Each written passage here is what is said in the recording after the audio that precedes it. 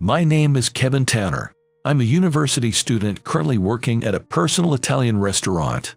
I remember when I came for the interview, I was told, it's rare for someone young to come to a restaurant frequented by the elderly. Indeed, it seemed like many were choosing places like bars, cafes, or chic restaurants that serve stylish lunches, seeking new encounters or a sparkling experience, now that they could finally work part-time without being constantly monitored by teachers. Especially, pubs that allow work until late and offer good wages were popular jobs among university students. However, I absolutely detested the idea of working somewhere that required constant bustling about. It wasn't that I didn't want to move my body.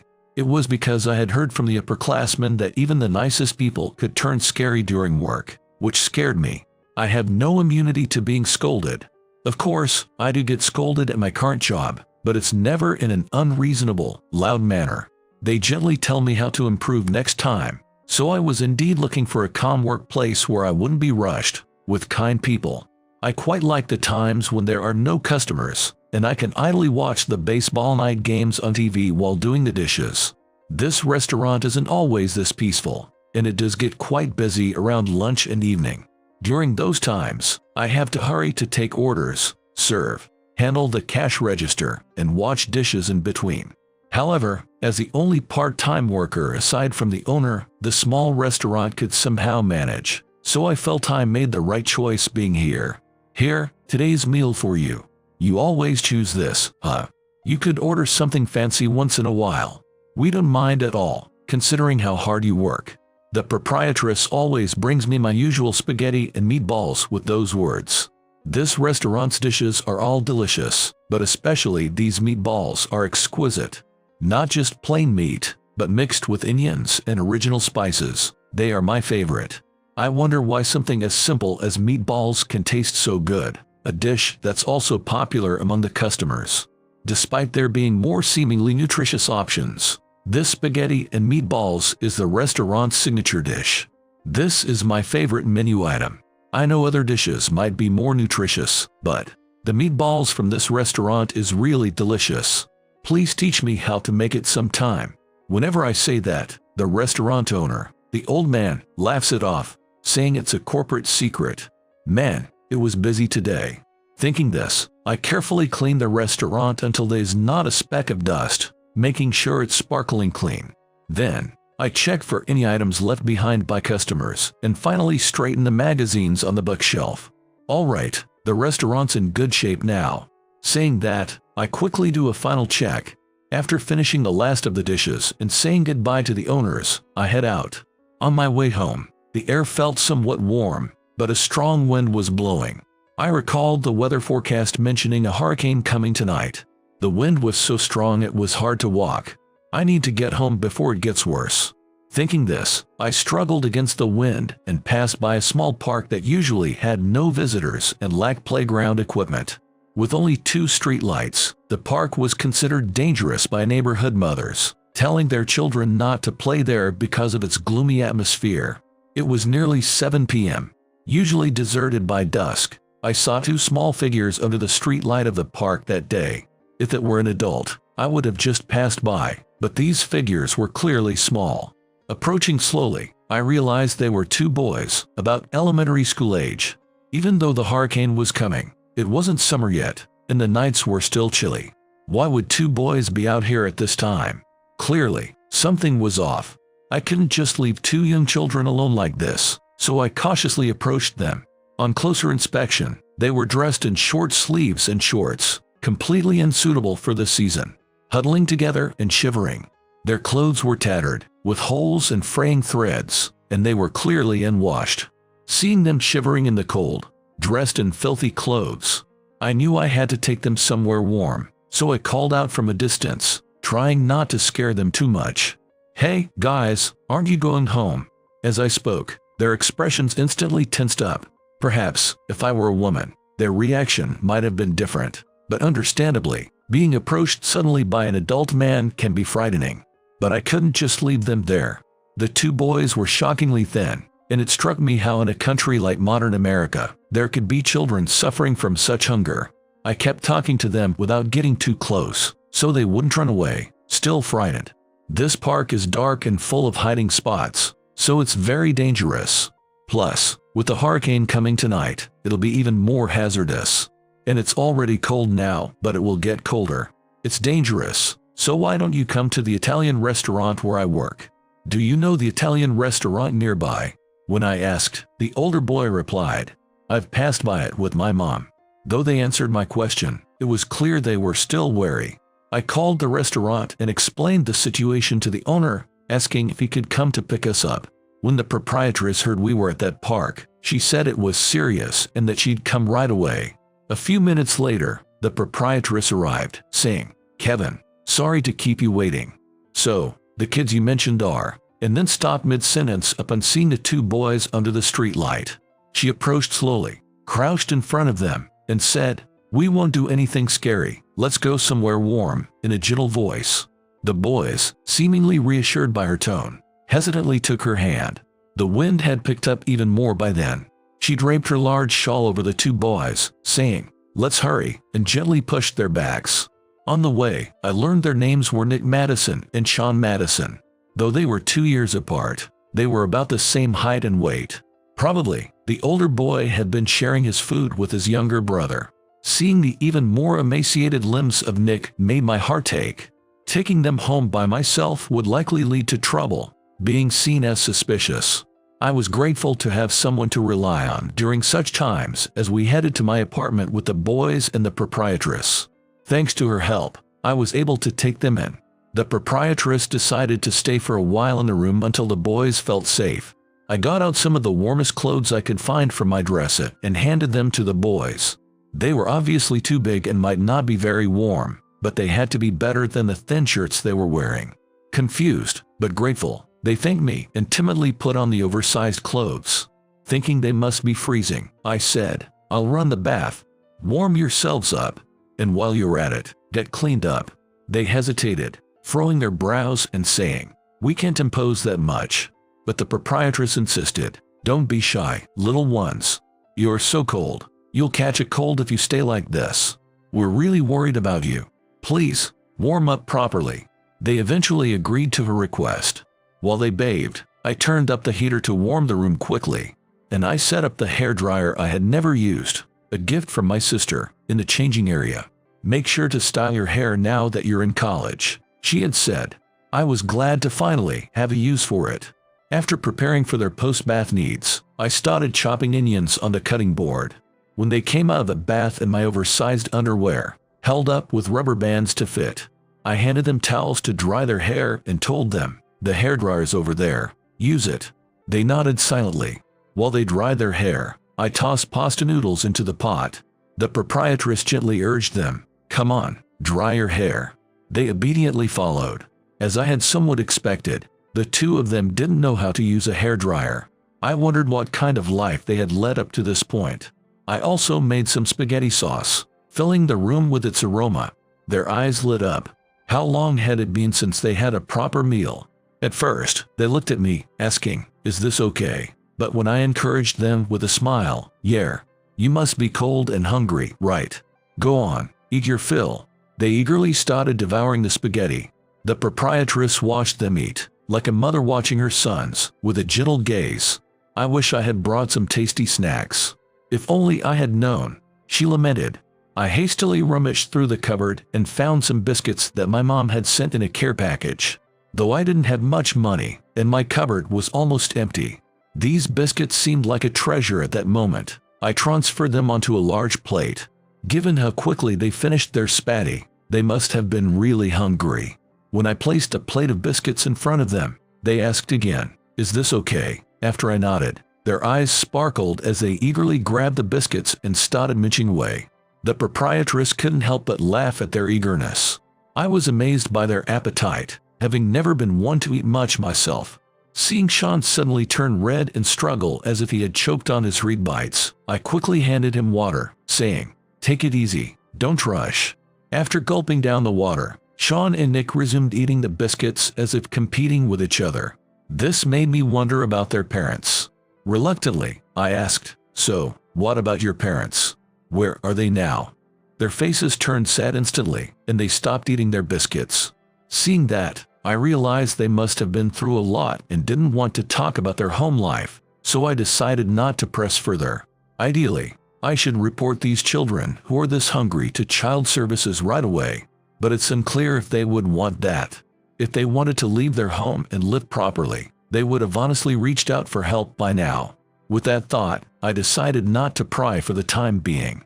The proprietress seemed to feel the same, watching them with a silent, tender gaze. I thought I saw a hint of sadness, or maybe regret, in her eyes, but maybe it was my imagination. After a while of silence, I offered, sorry. You don't have to talk about it if you don't want to. It's late now. Do you want to stay over tonight? When they said they wanted to go home, we decided to walk them to their house nearby.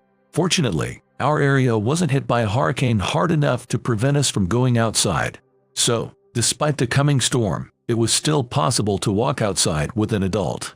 While making small talk and walking in their oversized clothes, which made it hard for them to walk, we reached an old apartment a bit away from the residential area. This is our place. Thank you, sir and madam, for today. We won't forget this kindness, they said, before running towards their home. Hey, if you're hungry again, just come by. I started to say but then stopped myself. If their parents heard, it might upset them. Maybe the boys would even get scolded. That's why I hesitated. Those kids, they don't seem to be treated well at home. But sending them back like this, are they really going to be okay? The proprietress murmured as we watched them run off. I shared her concern. To think that on such a night, the two of them were out there alone. It was clear they needed protection, being left outside at night like that. But it didn't necessarily mean they were kicked out. Maybe they had no food at home and ended up wandering to that spot out of desperation. I hope they remember they can always come back to that place if they're in trouble again. I'd hate for them to go through the same hardships. I hope they would come back if they needed help again. Wishing deeply for that, I returned with the proprietress along the path we came. Time passed, and though there were more cold and windy days, the brothers never showed up again. While living my usual life, I constantly worried about whether they had a warm place to stay, if they were able to bathe properly, or if they were still starving. The proprietress seemed to feel the same, occasionally asking if I had seen the boys since that day when I came to work. Every time I work here, the restaurant generously shared any leftover servings of pasta noodles with me. Thanks to the leftovers from the restaurant, I always had plenty of pasta noodles at home. Though money was tight, I could at least buy spaghetti sauce to go with it. I hoped they would return to that park if they needed help. With that wish, I kept checking the park in their neighborhood after work or school, but I never found them. My university life passed without any sign of them. Without pursuing job hunting, I became an apprentice at the Italian restaurant, continuing to dedicate myself to making pasta.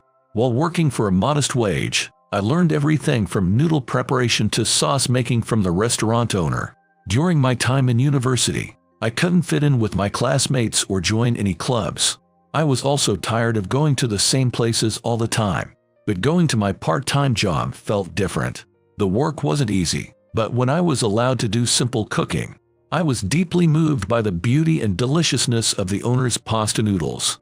Initially, I chose this job because the owners seemed kind, but gradually, running an Italian restaurant became my dream. Of course, the apprenticeship was far more demanding than my part-time job had ever been.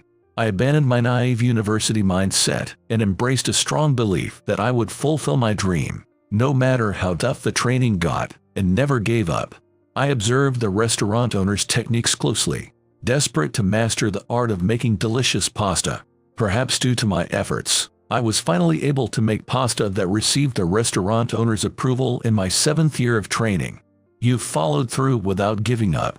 Now that you can produce this flavor, you're ready. It's time for you to stand on your own. Congratulations. I'm rooting for you. Hearing this, I was ready to start my own restaurant. 6 years later, when my restaurant first opened, it received harsh criticism online. The owner supposedly trained at a well-loved local establishment, but honestly, I doubted it given the quality. The texture, taste, and firmness of the noodles were all different from that restaurant. I won't be going back, and it can't compare to the restaurant where he trained. It's bad, and all aspects of this second-rate restaurant are inferior. I wish it wouldn't associate itself with that place. Likewise, customer traffic didn't increase as hoped, mirroring those reviews. However, I took those opinions seriously and made continuous improvements to the broth, ingredients, and noodle-making process. I was determined to overturn those negative reviews.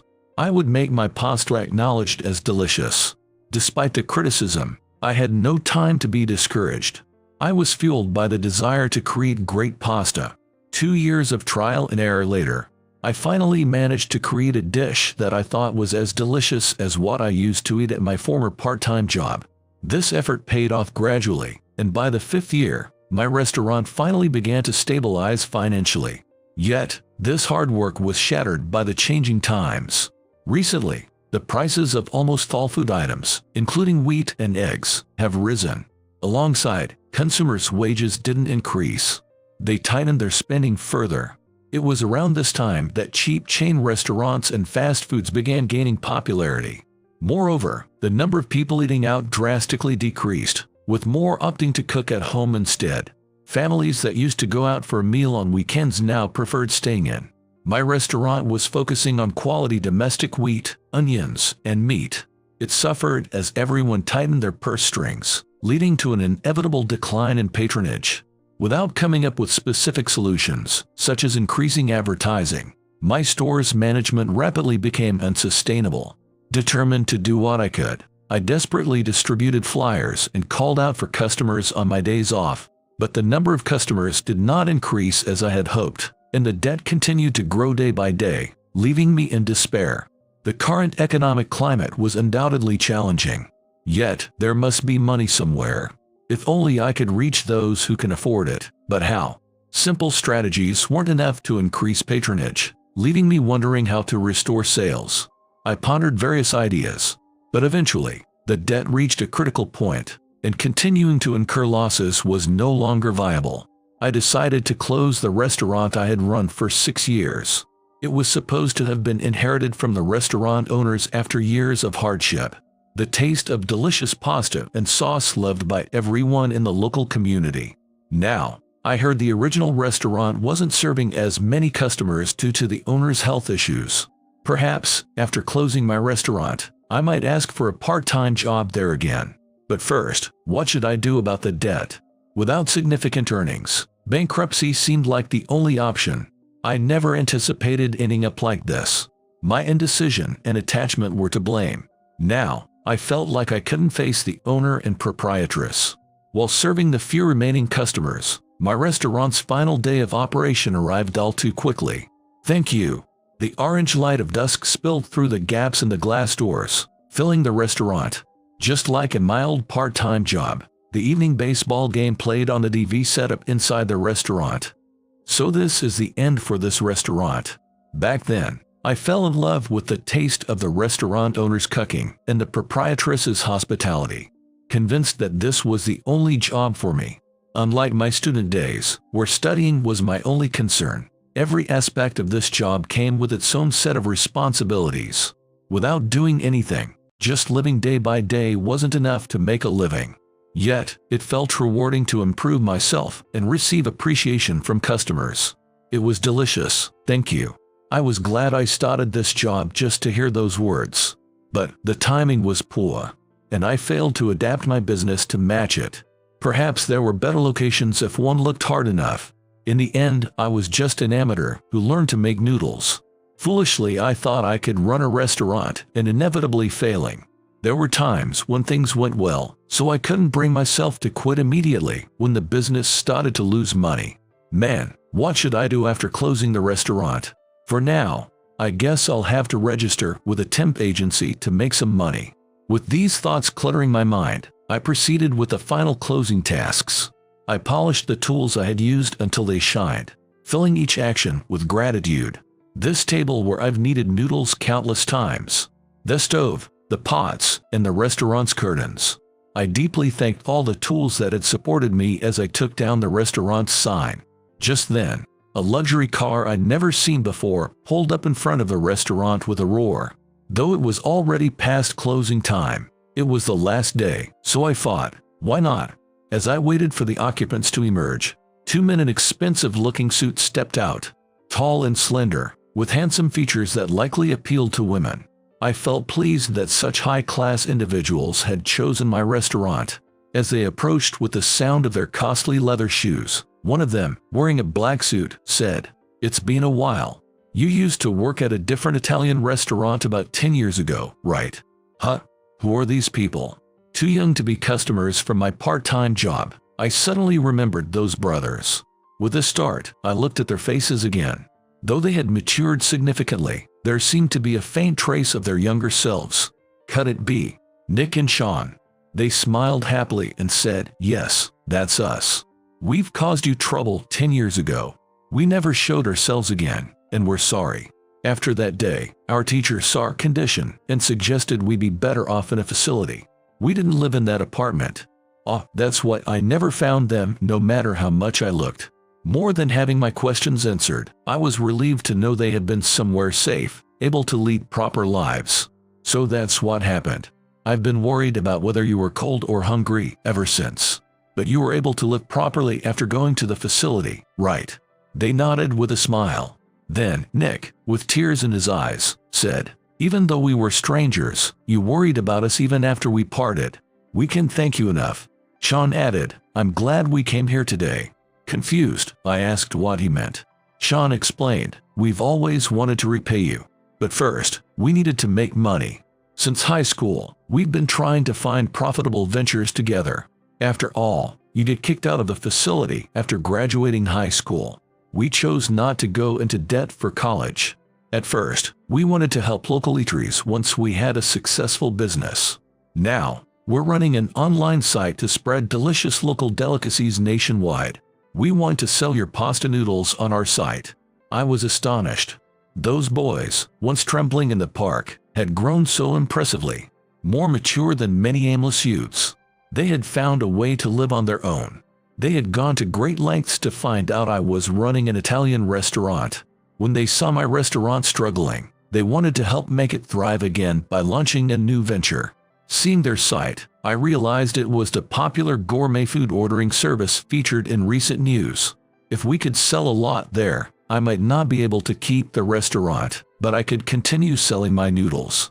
With that in mind, placing my last hope in them, I decided to entrust my noodles to the two of them. Several months later, amidst attractive offerings like premium fruits and delicious meat dishes, it seemed unlikely that anyone would specifically choose to buy pasta noodles, and sales were almost non-existent. However, once a user who had tried our noodles shared their rave reviews on the site and social media, word of mouth gradually spread, and our pasta noodles explosively became a hit product. This achievement wasn't solely due to the deliciousness of my noodles. It was the result of Nick and Sean's relentless efforts in studying business management and figuring out how to capture consumers' attention.